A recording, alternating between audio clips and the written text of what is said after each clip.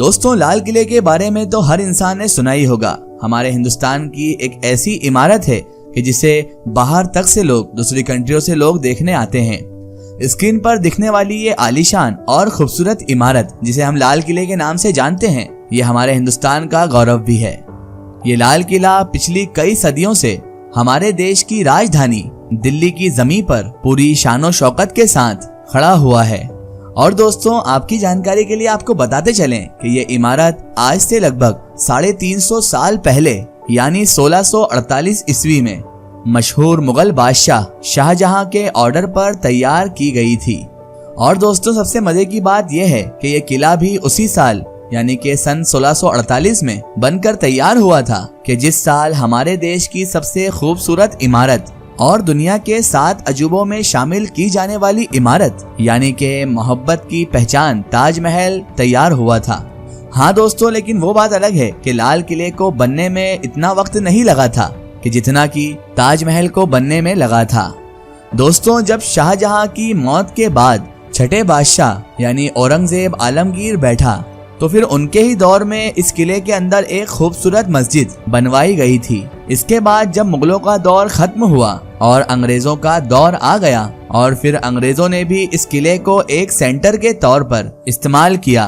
1947 में जब हमारे भारत को, हमारे हिंदुस्तान को और हम लोगों को अंग्रेजों से आजादी मिली यानी अंग्रेज हमारे देश से चले गए, तो हमारे देश के फर्स्ट प्राइम मिनिस्टर यानी पंडित जवाहरलाल नेहरू जी ने इसी किले के ऊपर खड़े होकर हमारे देश का तिरंगा झंडा फहराया था।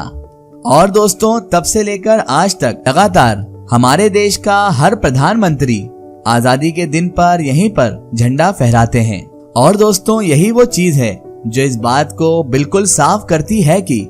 यह किला हमारे देश के लिए जितना अहम आज से लगभग 350 साल पहले था, उतना ही अहम दोस्तों ये किला आज भी हमारे देश के लिए है।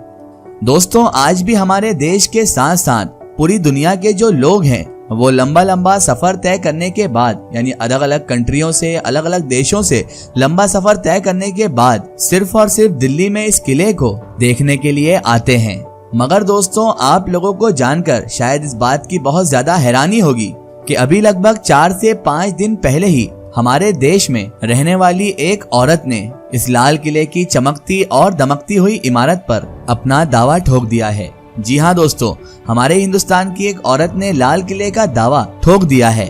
और उस औरत ने कोर्ट से ये भी अपील की है कि लाल किले की जो इमारत है, जो हमारे भारत में, हमारी भारत की राजधानी दिल्ली में खड़ी है, ये सिर्फ और सिर्फ मेरी है। इसीलिए भारत सरकार इस इमारत को कानूनी तौर पर जल्द से जल्द मुझे लौटा दिया जाए। दोस्तों, लाल किले जैसी इस बड़ी इमारत पर अपना हक जताने वाली ये जो औरत है, ये कोई और नहीं बल्कि कोलकाता में रहने वाली वही सुल्ताना बेगम है कि जिन्हें कानूनी तौर पर मुगल सल्तनत के आखिरी बादशाह यानी बहादुर शाह जफर का वारिस माना जाता है। और दोस्तों, आपकी नॉलेज के लिए हम आपको बताते चलें कि सुल्ताना बेगम के जो हस्बैंड यानी जो शौहर थे कि जिनका नाम बेदार बख्त हुआ करता था, वो आखिरी मुगल बादशाह बहादुर शाह जफर के सगे पर पोते थे यानी के बेटे के बेटे के बेटे थे। और यही वजह है कि सुल्ताना बेगम को बहादुर शाह जफर का कानूनी वारिस भी माना जाता है। दोस्तों, सुल्ताना बेगम का जो वकील है, उस वकील ने कोर्ट में जाकर ये दलील भी पेश की है कि आज से लगभग 150 साल पहले यानी के सन 1857 में कि जब हिंदुस्तान के, भारत के लोगों ने अपनी आजादी की पहली जंग शुरू की थी, तो अंग्रेजों ने आखिरी मुगल बादशाह यानी बहादुर शाह जफर को गैर कानूनी तौर पर इस किले से बाहर निकाल दिया था। जबकि ये किला जो आज हम देख रहे हैं, ये कानूनी तौर पर उन्हीं का किला था।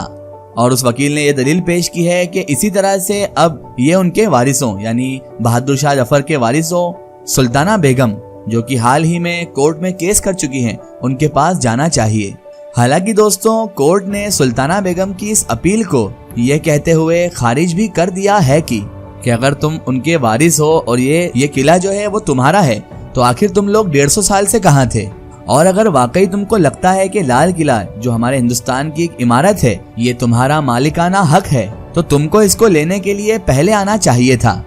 और दोस्तों यही वजह है कि अब सुल्ताना बेगम, जो अपने आप को मुगल का वारिस बताती हैं, उनके वकील ने ये फैसला किया है कि वो अपनी इस अपील को हाई कोर्ट से भी ऊपर लेकर जाएंगे। यानी अब वो लोग इस चीज के खिलाफ सुप्रीम कोर्ट में याचिका दायर करेंगे, क्योंकि दोस्तों सुल्ताना बेगम का जो वकील है उसका ये कहना है कि कोर्ट ने जिस दलील को देते हुए हमारी याचिका को खारिज किया है वो यकीनन हमारे लिए तो नाकाबिले कबूल है, क्योंकि कोर्ट ने हमसे ये सवाल किया है कि तुम 150 साल से कहाँ थे, जबकि मैं ये कहना चाहता हूँ कि 1857 से लेकर 1947 तक तो अंग्रेजों का ही राज था,